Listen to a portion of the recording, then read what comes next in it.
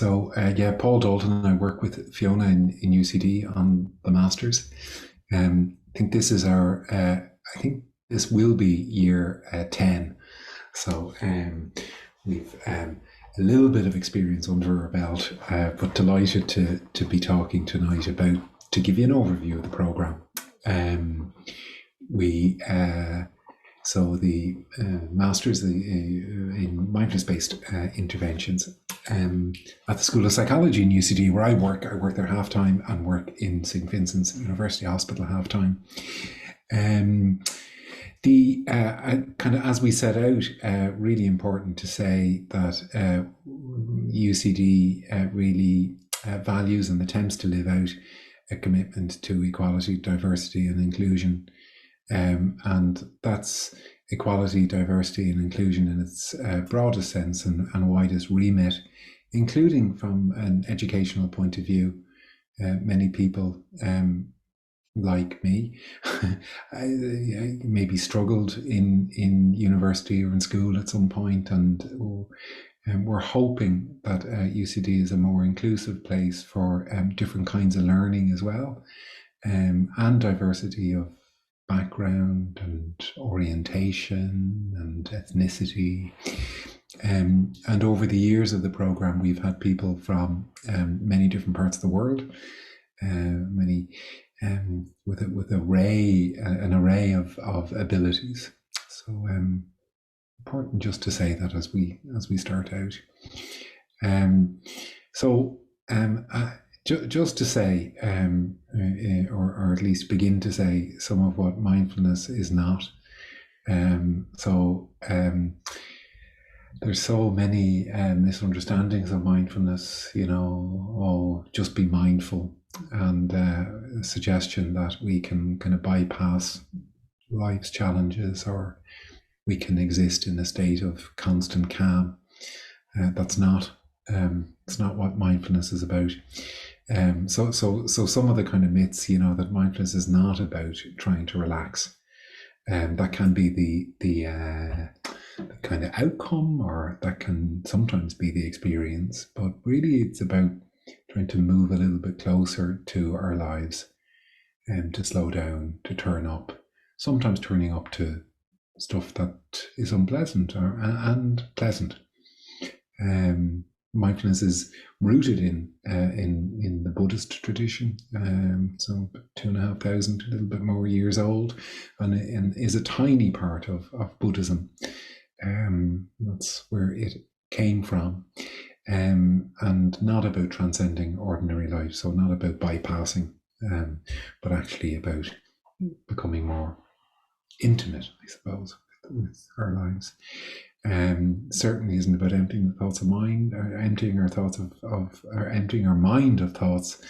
In fact, I think when we start to meditate, we very quickly realize how busy the mind is. The mind that has a mind of its own, and as long as we're breathing, the mind will wander and have thoughts. But really, about over time trying to develop a different relationship with what we often call as the kind of ruminative mind, or the kind of the monkey mind. I often say it's a little like the tired but wired. So find ourselves kind of getting into bed after a really busy day, but the mind is full. So it's not about turning that off, but establishing a different relationship. Mindfulness is not difficult, not exactly sure. Sometimes I think it can be, or it certainly requires a lot of work, or some work, and not an escape from pain. So just some of the common misunderstandings. This is probably the most widely used definition by Jon Kabat-Zinn, and if you haven't come across Jon Kabat-Zinn, check him out.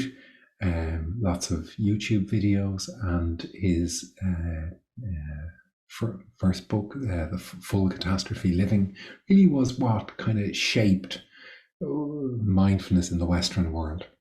So it's big tome of a book for life, but The Full Catastrophe Living, and I think we have some recommended reading towards the end on as well, so it'll be listed there. but defined as paying attention in a particular way. So on purpose, in the present moment, and non-judgmentally.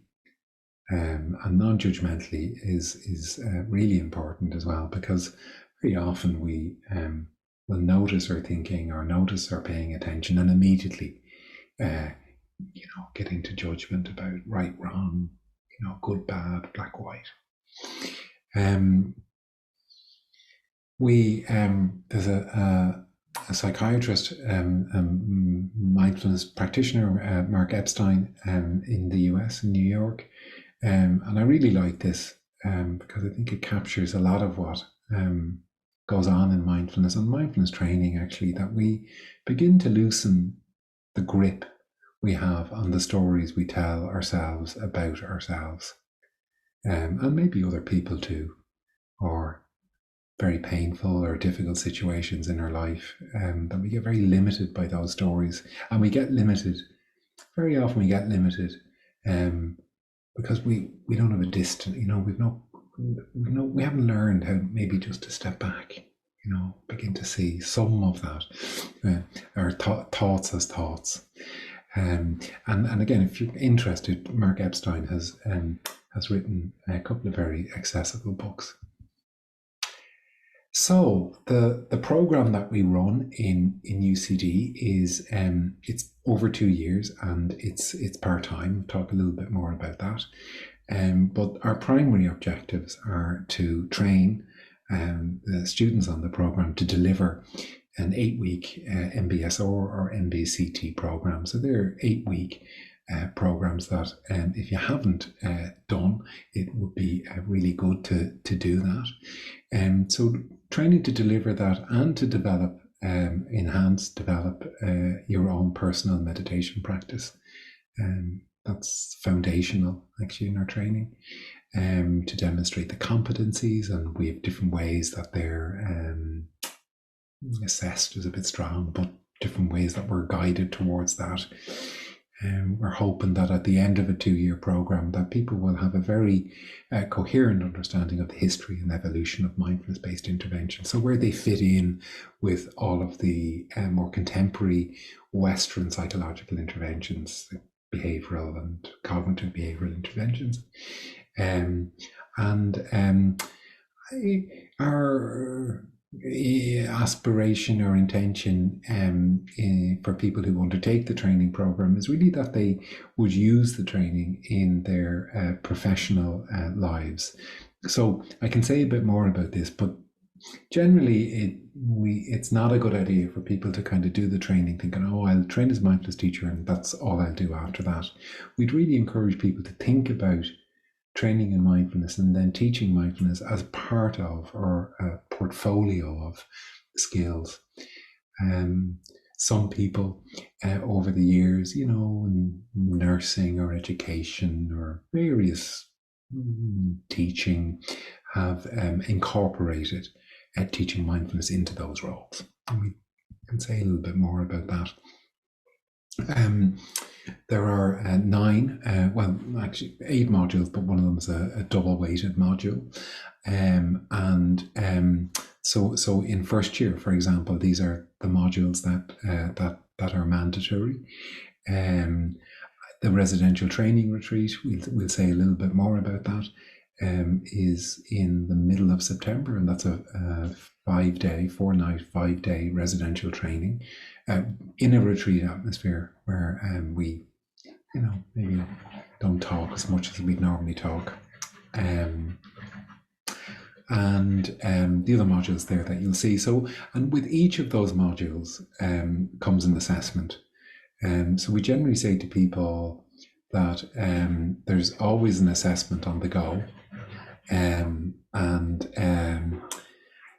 I kind of say to people, really over the course of September to kind of May, you're thinking of about 15 hours a week needing to set aside for reading and attending classes. And so it's an undertaking, but almost all of our students, in fact, all of our students over the last 9 years, most of whom have been working full time. And the program is designed for people who are working.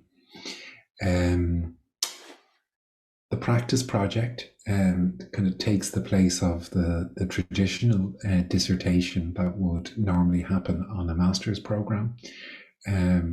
So instead of the kind of big dissertation, we ask people to teach an 8-week MBCT or MBSR program to the public, to in the community, in work maybe.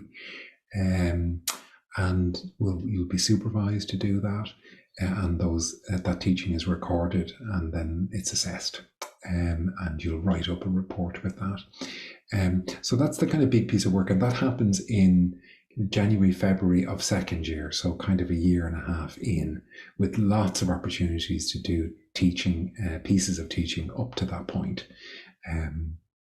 So our second years now most of them are in the process of just finishing teaching their 8-week program.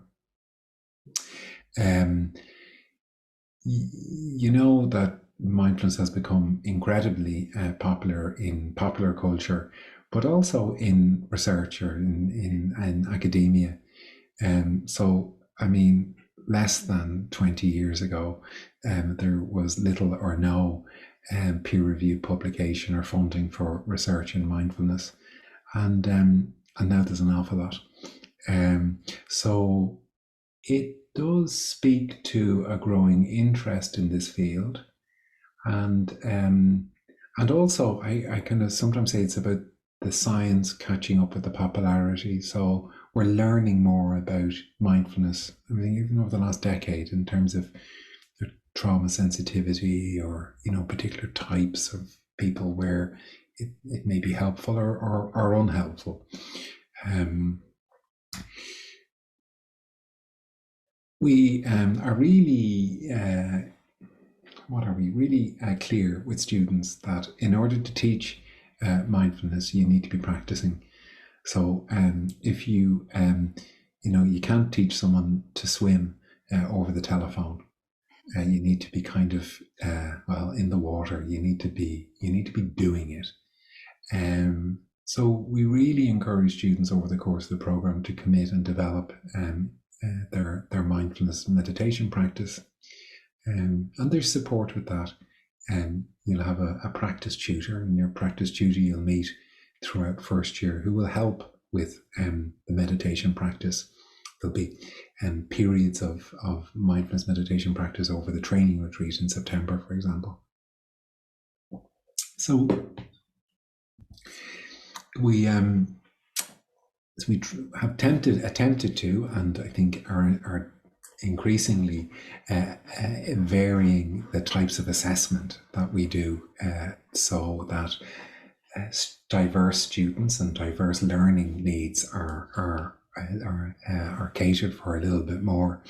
And as I said, with each module, there is an assessment. And some of those will be report writing, there'll be reflective pieces. Some of those would be the more kind of traditional essay types. The picture is misleading because there are no written exams. You'll be glad to know.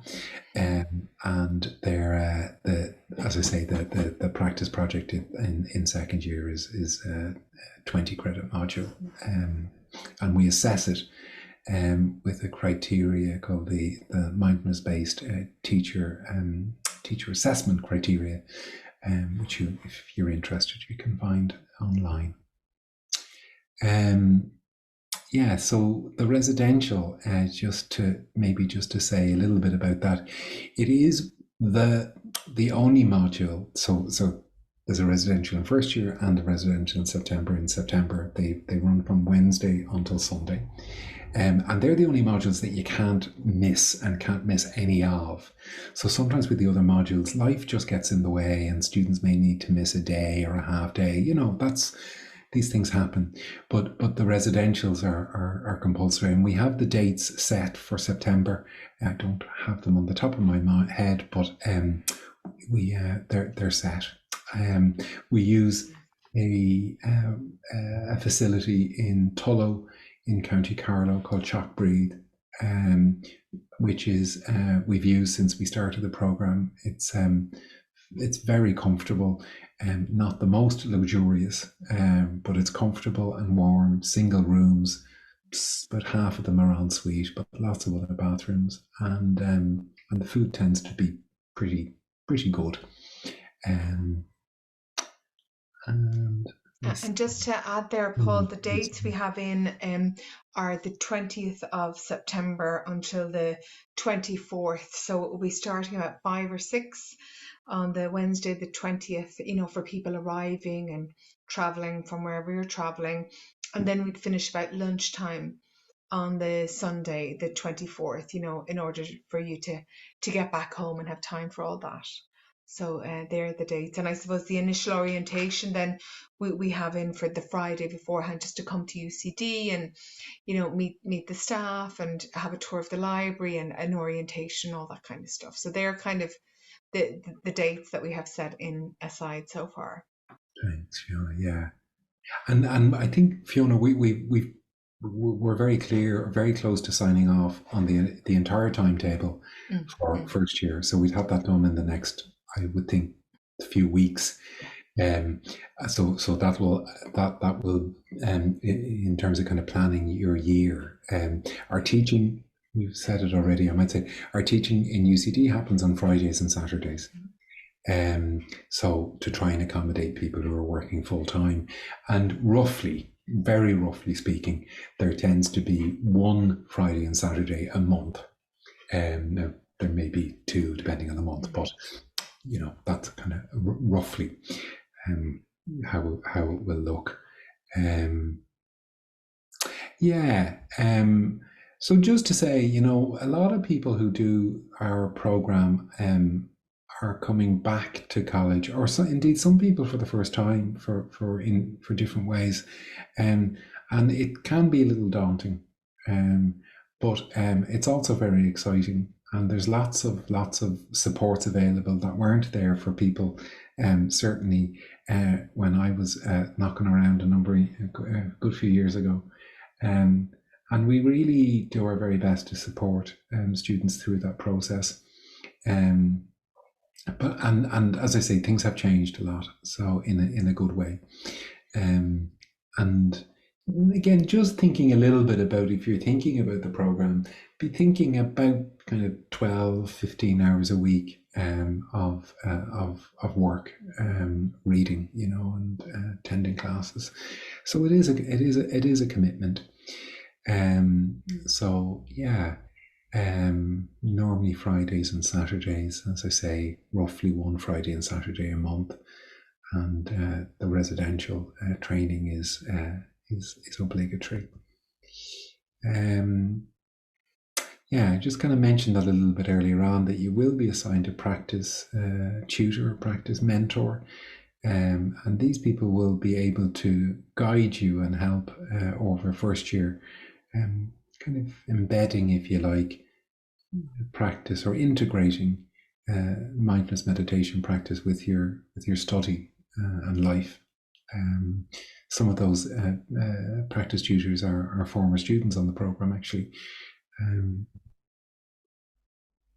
Yes, one of our alumni, Brezzy, who did the program a couple of years ago. So yeah, that's kind of some of what we maybe a little overview of the program. And Fiona, I'm sure I have a little poem. Yeah. Do not try to save the whole world or do anything grandiose. Instead, create a clearing in the dense forest of your life and wait there patiently until the song that is your life falls into your own cupped hands and you recognize and greet it. Only then will you know how to give yourself to this world so worthy of rescue. So do not try to save the whole world, but create a clearing in the dense forest of your life. So there's a bit of clearing the dense forest that happens in the first year of the program. Kind of, students have often said that kind of first year is kind of like inward looking, and in a way, and then second year is very outward looking. But it is about creating that clearing and waiting patiently. Um, Fiona, I'm sure there's lots now that I didn't say there that you'd want to throw in there. Gosh, I think you covered so much there, Paul. I'm just going to see if I can. Oh no, you could close the screen sharing if you want now. It's up to you. I think. Oh yeah, great. So look, thank you so much for that overview. And I suppose from my perspective, I've been working on the program the last number of years as a practice tutor, as a supervisor, and as a lecturer. So my kind of role in the masters is very much around supporting students around developing their own practice, especially like in first year, where you'll be doing like full days of different parts of the 8-week program, this MBS or MBCT. And the way we kind of work that is maybe we do the experiential component in the first half of the day, and then we move into like the teach backs and practicing teaching really from the get-go, from the retreat, believe it or not. But it's done in a very kind of, gentle kind of experiential way. So it's really just dipping our toes in from the very beginning, developing our own practice, but also developing, teaching and guiding some of the practices with our small groups of students, because our classes do tend to be quite small, around maybe 10, 12. So I suppose that's part of my role. And then in second year, really then moving you more into that role as teacher. And, there are a lot of resources, I suppose, just to say, as well as the kind of 8-week mindfulness based stress reduction program, or MBCT, mindfulness based cognitive therapy, that would be a requirement in order to get onto the masters. So, the Mindfulness Teachers Association of Ireland is a great place to look at, well trained teachers. So if the teachers are kind of trained or are registered with the mtai.ie, you're kind of got good standard teachers. I also work with the mindfulness.ie, and we're running 8-week programs too. So that will be a requirement to get onto the masters in September. And I suppose there'd also be like a application and an interview with myself and Paul, or a chat really, just to make sure this is the kind of the right time, the right program for you. But the reason that we also ask people to kind of engage in this 8-week program is because we want to make sure that you've had the experience of this training, and that for you there's some buy-in, and that you found this program useful in your own life. Because in a way, this is really what we're going to be doing over first year and second year again, that you'll be really, really well kind of prepared. You'll have a lot of experience to bring to your own teaching from having, gone deeply into your own experiential process in mindfulness. But as well as that, there's a lot of other kind of psychological interventions that you will be trained in with different modules. So, for example, Professor Louise McHugh, she's like one of the leading experts in acceptance commitment therapy. It's called ACT. So that's another type of mindfulness training. So there will be, some training or theoretical training around that, and experiential, not teacher training, but certainly dipping the toe in there, as well as a lot of other work. People like Anne Kerwin, who would be exploring trauma sensitive mindfulness. So there will be other modules coming in to kind of support this foundational piece. So yeah, and I suppose then the retreat is such a big part of it. Although, we call it a retreat, it's kind of like a teaching retreat. So, there are areas, there's times of silence, like the eating, because again, we're exploring opening up to the moments of our lives and exploring, the senses as a gateway to this. But there's also a lot of kind of, talking in the classes, exploring what we're noticing, investigating our experience. So yeah, so I think that's kind of another little bit of a sum up there, Paul. Is there Yeah, anything else you wanted to add? I don't think so, Fiona. No, No, I don't think so. great.